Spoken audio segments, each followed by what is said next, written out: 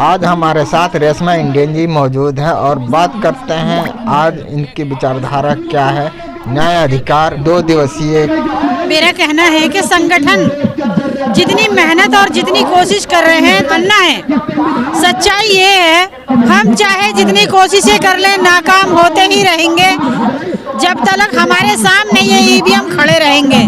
तो ये ईवीएम एक ऐसी चीज़ है, बात ये है कि आज आम आदमी पार्टी और बीजेपी पार्टी, जो मैं पहले भी बहुत बार कह चुकी हूँ कि ये आरएसएस की बी टीम है, बी टीम है, बी टीम है, लेकिन नहीं मान रही है जनता। और आज तो शायद जनता को खूब महसूस हो गया होगा। झाड़ू डाली पतंग को आई झाड़ू है, डाला मतलब हाथ को तो आया फूल है, जिसको मतलब उन्होंने चाहा वो नहीं आया। और जो ईवीएम में, जिसमें जो ईवीएम में ओके कर दिया वो आदमी आ गया। जनता का तो नाश हो चुका है, लेकिन जनता इस बात को नहीं मान रही है। जिस तरह किसानों ने अपने उसके लिए हक के लिए लड़ाई लड़ी ना, उस तरह जो है ईवीएम के लिए पूरे भारत के लोगों को खड़ा होना पड़ेगा। आया ही इसलिए था कि जब इनको 21 मई 2001 को ये महसूस हो गया था कि अब हम चंद लोग इस भारत पर और भारत के लोगों पर राज नहीं कर पाएंगे, तो 2004 में ईवीएम लाया गया था, क्योंकि इसके घोटाले से हम खुद ही जीतना शुरू कर देंगे। हालांकि इसको लेकर कांग्रेस आई। कांग्रेस किसकी है? वो भी ब्राह्मणों की थी। खतरा तो उसको भी था ना उस वक्त पर। आज तक जितने, ये तो अब 10 साल से बीजेपी आ गई, 10 साल से बीजेपी ने कुछ घोटाले किए, कुछ महंगा में किए, कुछ मतलब वो किए, तो उससे उजागर भी हो गया। इतना योगा जो है, ये पूरे भारत के लोग जो जागे हैं ना, ये सिर्फ और सिर्फ बीजेपी की वजह से जागे, वरना कांग्रेस होती, अगर कांग्रेस ही रहती ना, तो आने वाले वक्त में बाखुदा मैं ये कहती हूँ कि आने वाले वक्त में ना तो संविधान बचता और न कोई बचाने वाला कोई खड़ा हुआ दिखाई देता। जैसे आज भी मैदान में लोग उतरे हुए थे, जबकि कल बाबा साहब का चुनाव का वो है, 2 दिन दोनों दिन बिजी दिन थे, लेकिन फिर भी जनता यहाँ मौजूद रही। आते जाते रहे लोग, बराबर यहाँ हम जागरूक हैं, हम शिक्षित हैं, सुरक्षित हैं, हम ये सब चाहते हैं। बस क्या करें, बाकी फिर भी जो है ना, जब तक ये ईवीएम रहेगा आप बार बार मार खाते रहोगे कि भारत के लोग भारत में राज करेंगे, कभी नहीं कर सकते, क्योंकि मनुवादी की सोच जो है वो बहुत ऊंची है, बहुत लंबी है। जैसे जादूगर अपने जादू से जो है ना कुछ भी दिखा सकता है, वैसे ही मनवादी हैं, वो कुछ भी कर सकते हैं। तुम्हें किसी हाल में, जब तक ईवीएम रहेगा, तुम्हें किसी हाल में नहीं जीतने देंगे, नहीं जीतने देंगे। साथियों, हमारे साथ में रेशमा इंडियन जी है, दिल्ली के रामलीला मैदान में दिल्ली आई हुई है। रेशमा इंडियन जी से मेरा सवाल ये है कि आपने समस्या तो बता दी कि ईवीएम समस्या है, और समाज की भी एक समस्या है, पूरे जनतंत्र की समस्या है। पूरे भारत का लोकतंत्र और जनतंत्र पूरी तरह से खतरे में है। अब इसका हल क्या है? हम किस तरीके से, आप एक एक्टिव पर्सन है, आप किस तरीके से इसको हटाने का प्रयास करेंगे? आपके पास क्या विकल्प है? जितनी रणनीति क्या है, उपाय भी यही है, रणनीति भी यही है। जनता से बड़ी कोई सरकार नहीं होती है, और जनता ही सबसे बड़ी सरकार होती है। हालांकि हम ये नहीं कहते कि गोलियां चलाओ, लठ चलाओ, या मतलब अपने ही तरीके से कितने लोग मरे भाई, शहीद होते हैं। कुछ लोगों को जो है ना फिर से शहादत देनी पड़ेगी। अंग्रेज़ों के टाइम में दी, मुगलों के टाइम में दी, और मतलब अंग्रेज़ों के टाइम में दी, किसान आंदोलन में। ये तो आज की बात है, वो तो बहुत पुरानी बात हो गई। पुलवामा देखा है हम लोगों ने, मथुरा कांड देखा है, ये सब तो हम अपनी आंखों से ही देख रहे हैं। तो फिर आज कौन कैसा, मतलब किस तरीके से, ना हमारा जवान सुरक्षित है, ना हमारी महिला सुरक्षित है, ना हमारे मतलब किसान सुरक्षित हैं। अब हमारे यहाँ भारत में कोई शिक्षा सुरक्षित नहीं है, दीक्षा कोई भी युवाओं को तो मतलब ये समझ लो कि अब तो जब ज़्यादा परेशानियाँ हो जाएंगी तो लोग भिखारियों को भीख तक भी नहीं देंगे, क्योंकि भीख ही कहाँ से आएगी जब लोग कमाएंगे नहीं। हमारे देश का अगर बेनिफिट हुआ है तो वो दूसरे देशों को हुआ, हमारे देश को नहीं। अगर बीजेपी सरकार आने का भी, जैसे लोगों ने कहा था ना कि बीजेपी सरकार आएगी तो दिन बदल जाएंगे, अच्छे दिन आएंगे, अच्छे दिन तो नहीं आए। मतलब विकास होगा, विकास तो नहीं हुआ, लेकिन विनाश जरूर हो गया। हमारे देश का विनाश जरूर हो गया। चुनाव आयोग का घेराव इसका कोई विकल्प नहीं है क्या आपके सेंस में? सर एक बात बताइए, अकेले चुनाव आयोग क्या कर लेगा? समर्थन के साथ, जन समर्थन के साथ में जब जनता उससे मांगेगी तभी तो चुनाव आयोग देगा। जब किसान नहीं मांगते, नहीं हंगामा करते, क्या मोदी घुटनों के बल गिर जाता? क्या मोदी वापस दे लेता उन्हें?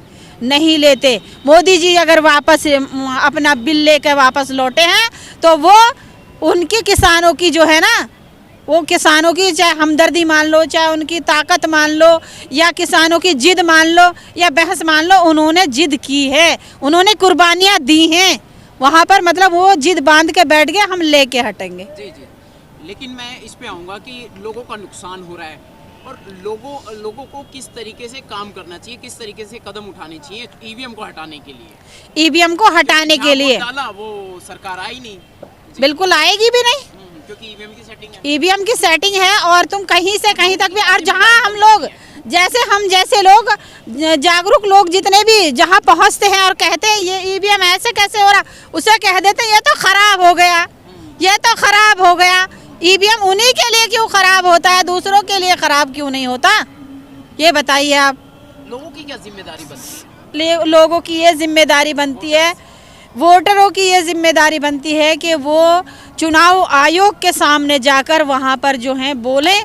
और तमाम वोटरों से मेरा ये कहना है, आज दिल्ली में और गुजरात में मतलब इलेक्शन जो हुआ है 4 तारीख को, इस चुनाव में ही इसको चुनाव आयोग को घेर लेना चाहिए।